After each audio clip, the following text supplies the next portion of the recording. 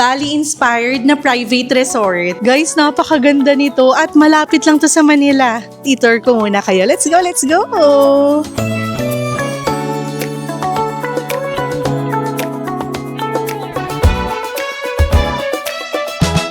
For today's mini vlog, ayan, nandito tayo sa bahay ng kapatid ko kasi may iso-surprise tayo dun sa mga pamangkin ko.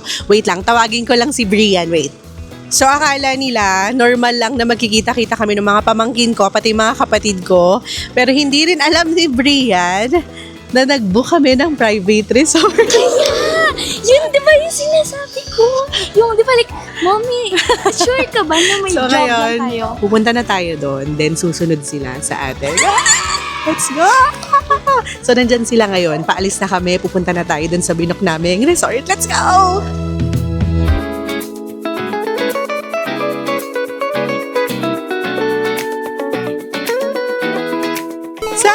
Nandito na tayo sa Bright Villa. Dito yan sa may Antipolo. Binook namin to sa Airbnb and wala pa yung mga isusurprise natin. Kaya bago ang lahat, i-tour ko muna kayo. Let's go, let's go! Pasok tayo! So napakalaki naman ng pintuan nila. And ito palang Bright Villa ha, Bali-inspired to, kaya nagustuhan ko. So pagpasok nyo pa lang, meron na agad ditong kwarto. So dito yung master's bedroom, pasok po kayo. Yan. So, dito kami magsistay nila Daddy O. So, meron na yang parang sofa type pero pwede mo yang tulugan. Then, queen size bed. May sofa bed na rin dito. Sofa na pwede mo siyang gawing kama. So, pwede magkasya dito up to 4 packs. Air condition din pala dito ha. Tapos, may sariling CR na rin. So, malaking space dito. Then, ito, mini comfort area. So, pwede na rin liguan. Ayan. So, dito nga yung room number 1, kung saan tayo magsistay.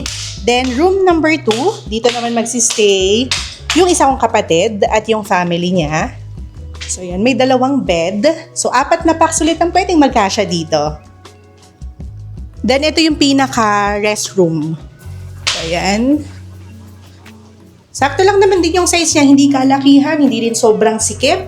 Meron na rin shampoo and conditioner. May hot and cold na rin yung shower niya. Then, dito naman ang third room. Pasok tayo. Yung isa kulit kapatid, dito sila magsistay. So, halos same-same lang yung itsura ng kwarto. So, ito may sariling CR. So, pasok tayo. Same design din nung CR kanina. And saktang-sakto lang din yung laki. Then, in fairness, mabango yung CR nila. Pero ito talaga yung reason kung bakit ko to nagustuhan. Tignan nyo naman guys. Ang ganda. Ayan si Mama kasama natin. And nandito na rin si Brian na ngayon lang din nalaman ng ating surprise. O diba, itong part na to, air-conditioned yan ha. Marami ring ilaw.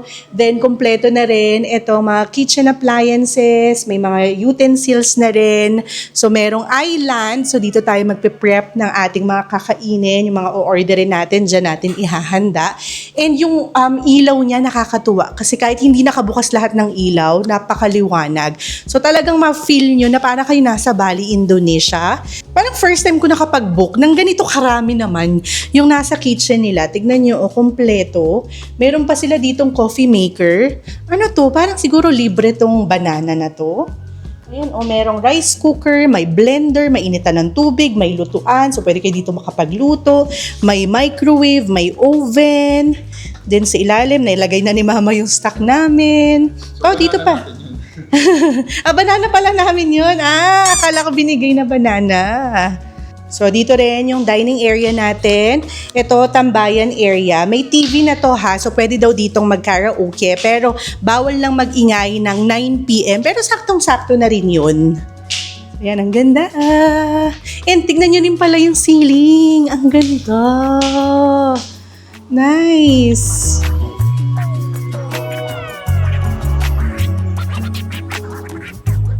Tignan nyo naman yung drop lights, no? Baling-bali talaga yung datingan. Saktong-sakto tong Bright Villa, napakaraming tambayan spot. So dito naman tayo sa labas, lalo na lumalaki na yung pamilya natin. Ang dami ko ng mga pamangkin. So another tambayan spot, ito naman, ayan pa. So pwede rin pala tayo dito ang mag-ihaw.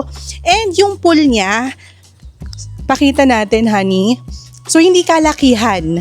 Pero yung tiles na ginamit, pang bali rin talaga, yung hindi madulas. So ito, saktong-sakto lang din dahil hindi rin naman kami mahilig masyadong magstay sa pool. So pwedeng-pwede na yan lalo na sa mga bata.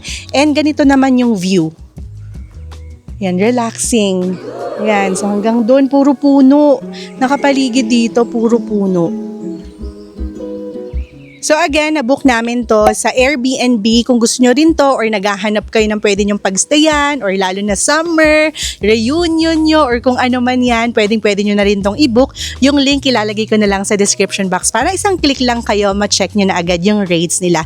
And nabook namin to, ilalagay ko na lang dito sa video kung magkano namin to nabook. Dito kami mag-stay ng 3 days and 2 nights. OMG, nandiyan na daw yung mga bata. Let's go!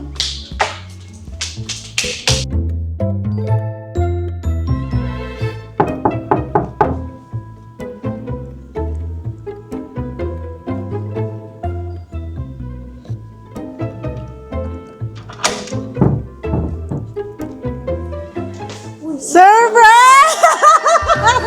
Ah! Surprise! Ah! Let's go swimming! Jojo, ano? Ano? Kiss mo na, tata! Kiss mo na! Mag-swimming tayo! Let's go! Ang tagal nyo naman! Hindi niya na alam ang gagawin. Let's go! Surprise! Hindi niya pa maintindihan.